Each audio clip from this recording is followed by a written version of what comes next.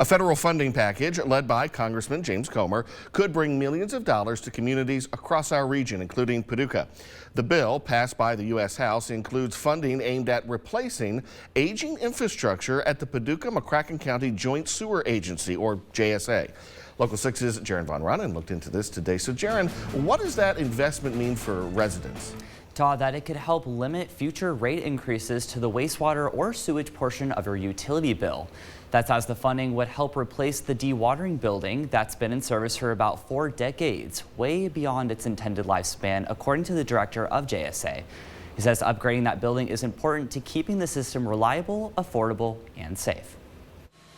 The dewatering building, located at the Paducah-McCracken County Sewer Agency, looking at a potential $1.75 million to restore its equipment, led by Congressman James Comer. The facility is an important part of the wastewater treatment process, separating water from solid waste before treated water is released back into the Ohio River. The building that we have now is 38 to 40 years old. So we have been maintaining that building well past what you would consider to be its useful life. JSA Executive Director John Hodges says new equipment would also reduce operating costs by producing drier sludge, lowering landfill expenses that are charged by weight. But we'll be able to get it drier, which means that we'll pay less to landfill it.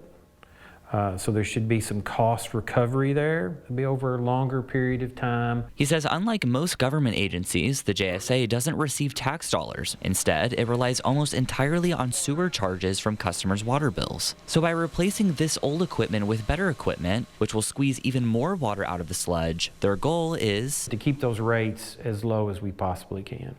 Right now, I think we're about 65 to 70% of the state average. That's where we want to keep those rates. We want to keep them lower than the state average. I'm thankful that the congressman thought of us and thought of Paducah, and you know, anytime that we can get help, we're thankful for it. Now that the funding package passed the U.S. House, now it's off for discussion with the U.S. Senate. Todd.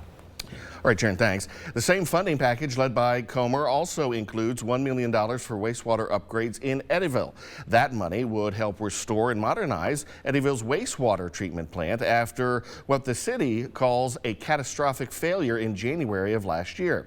Both projects now head to the U.S. Senate for consideration.